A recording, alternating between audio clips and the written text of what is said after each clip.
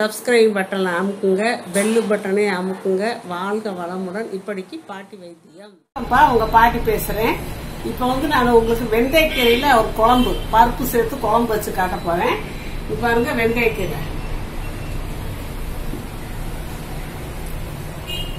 வெந்தயக்கீரை இது குட்டி குட்டியாவும் அப்படியே முளைக்கும் போதே இவ்வளவு தண்டிலையும் பறிச்சிருவாங்க. இது கொஞ்சம் பெருசா பறிக்க வச்சிருக்காங்க. இது கீரையா யூஸ் பண்றதுக்கு. இங்க பாருங்க, இவ்வளவு எனக்கு தேவைப்படாது, பாதி தான் எடுத்துக்குவேன். இந்த பாதி கீரையை மட்டும் எடுத்து இப்ப யூஸ் பண்ண போறேன். இதை வேறெல்லாம் கிள்ளி அலசிட்டு நிழல்ல காய வச்சிருவேன். இப்ப காய வச்சு அப்படியே கீரை எடுத்து வச்சுக்கிட்டா போதும். ஏதாவது நம்ம சப்பாத்தி செய்யும் போதோ இல்ல பிரியாணி, இந்த கறி மசாலா செய்யும் போது கொஞ்சோண்டு இலைய எடுத்து நம்ம அப்படியே நசுக்கி போட்டு விட்டோம்னா சூப்பர் டேஸ்டா இருக்கும்பா. இந்த கீரைய நான் இப்படி ஆஞ்சுக்கிறேன்ப்பா.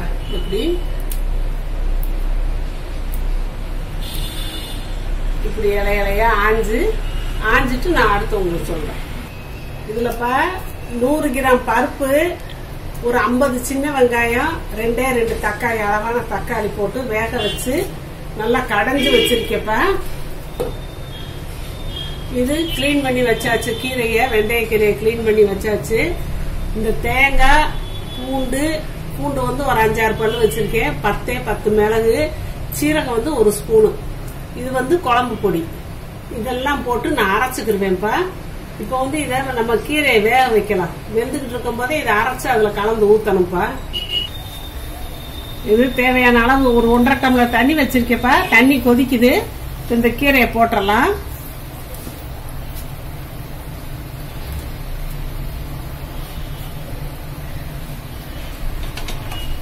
நல்லா அமுக்கி விட்டுறலாம், வேகட்டும். நம்ம இதை அதுக்குள்ள அரைச்சுக்கலாம். இந்த மிளகு, சீரகம், பூண்டை போட்டாச்சுப்பா. தேங்காயை போட்டாச்சு. இந்த குழம்பு பொடியும் போட்டாச்சு. கொஞ்சம் தண்ணி ஊத்திக்கிட்டேப்பா. கீரை வெந்து அமுங்கி இருக்குப்பா. இப்ப இதுல கொஞ்சம் உப்பு போட்டுக்கலாம். தேவையான அளவு உப்பு போட்டுக்கலாம். மூடி வச்சிருக்கலாம்ப்பா. திறந்தாச்சுப்பா. 1 நிமிஷம் ஆயிடுச்சு. நல்லா கீரை வெந்துருச்சு. பார்த்தாலே தெரியுதுல்ல, கொடன்னு வெந்துருச்சு. இதுல இப்ப நம்ம அரைச்சு வச்சதான் ஊத்துறோம்ப்பா.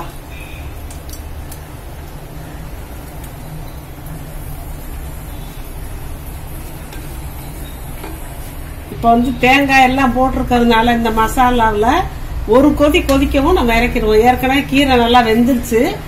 இப்ப தேங்காய் போட்டிருக்கிறதுனால ஒரு கொதிக்கவும் நம்ம இறக்கி ஆற வச்சிடலாம். நல்லா கொதி வந்துருச்சுப்பா. தேங்காய் கலந்ததுனால ரொம்ப நேரம் கொதிக்க வைக்க கூடாது. போதும் இந்த அளவுல. இதை எடுத்து ஒரு பாத்திரத்துல ஊத்தி ஆற வச்சிருவேப்பா. இது ஆறணும். இப்ப இந்த குழம்பு ஆறவும், ஏன்னா இதுல தக்காளி எல்லாம் போட்டிருக்கோம். அந்த புளிப்பு தன்மை அந்த பச்சை மாறி போயிடும். பச்சை மாறினாலே கீரையோட தன்மை கெட்டு போச்சுன்னு அர்த்தம். அதனால ஆறவும் கலந்துட்டு அப்புறம் நம்ம தாளிச்சுக்கலாம். இப்ப இதுலயே கூட நம்ம தாளிச்சு ஊத்திக்கலாம். நான் தாளிச்சு ஊத்துறேன். இதுல 1 ஸ்பூன் எண்ணெய் ஊத்திக்கலாம்ப்பா. நல்லெண்ணெய் ஊத்திக்கலாம்ப்பா.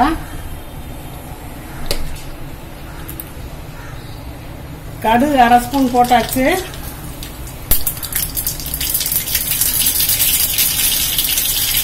உளுந்து 1/2 ஸ்பூனு. பெருங்காயம் ஒரு 1/4 டீஸ்பூன் போட்டுக்கலாம். அடுப்பு ஆஃப் பண்ணிக்கலாம்ப்பா, கறி போயிடும். இந்த காஞ்ச மிளகாய போட்டாச்சு.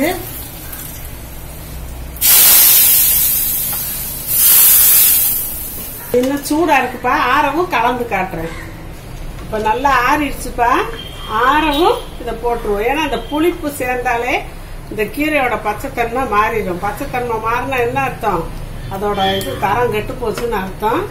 இப்ப நான் இந்த அரைச்சு வச்ச பருப்பு, வெங்காயம், தக்காளி கலவையை சேர்த்தாச்சு.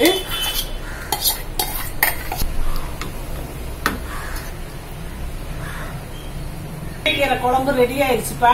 எல்லாம் கலந்து விட்டுட்டேன். சூப்பரா இருக்கு. இது சுகர் பேஷண்ட்டுங்க சாப்பிடலாம், பிரஷர்காரவங்க சாப்பிடலாம், வயிற்றுல அல்சர் உள்ளவங்க சாப்பிடலாம். இதுல இரும்பு சத்து, வெந்தயக்கீரையில இரும்பு சத்து இருக்குது. அவ்வளவு ஒரு நல்லதுப்பா. இந்த வெயில் காலத்துக்கே உகந்த கீரைப்பா. வெந்தயம் ரொம்ப குளிர்ச்சி. எப்படி வாரத்துல ஒரு நாள் 2 நாள், எப்படியா வாரத்துல ஒரு நாளாவது நீங்க இது சேர்த்து சமைச்சு சாப்பிட்டீங்கன்னா நல்லா இருக்கும். சுடுசாதத்துல போட்டு பிரசன் சாப்பிட்டோம்னா சூப்பரா இருக்கும்ப்பா. அதனால இந்த மாதிரி நீங்க வெந்தயக்கீரைய குழம்பு வச்சு சாப்பிட்டுக்கோங்கப்பா. சூப்பரா இருக்குது. இந்த வெந்தயக்கீரை ரொம்ப சூப்பரா இருக்கும்ப்பா. இந்த மாதிரி குழம்பு வச்சு வெந்தயக்கீரை என்ன செய்யறதுன்னு தெரியாம ரொம்ப பேர் இருப்பாங்க. இப்ப நான் அவங்களுக்காக தான் நான் சொல்லி கொடுத்துட்டு இருக்கேன். இந்த மாதிரி செஞ்சு சுடுசாதத்துல போட்டு பிசைஞ்சுக்கிட்டு வேற ஏதோ வத்தளோ அப்பளமோ காயோ பொரியல் வச்சு சாப்பிட்டுக்கலாம்ப்பா. வாழ்க வளமுடன். இப்ப நிறைய பேர்ப்பா நான் அவங்க கொஸ்டினுக்கு ஆன்சர் சொல்றதுலன்னு கேக்குறாங்க. சொல்லிக்கிட்டு தான் இருக்கேன். நான் அதுக்குன்னு சொல்லி பார்வையாளர்கள் கேள்வி பதில் நான் போட்டிருக்கேன். அதை பார்த்துக்கோங்கப்பா. அதை பார்த்தீங்கன்னா உங்களுக்கு தெரியும். நான் வரிசையா கேள்வி பதில் போட்டுக்கிட்டே இருக்கேன். அதில் போட்டு பார்த்தீங்கன்னா நீங்க கேட்ட கேள்விக்கெல்லாம் நான் பதில் சொல்லிடுறேன்ப்பா. அதை கட்டாயம் நீங்க பார்த்து தெரிஞ்சுக்கோங்க. சப்ஸ்கிரைப் பட்டனை அமுக்குங்க, பெல்லு பட்டனை அமுக்குங்க. வாழ்க வளமுடன். இப்படிக்கு பாட்டி வைத்தியம்.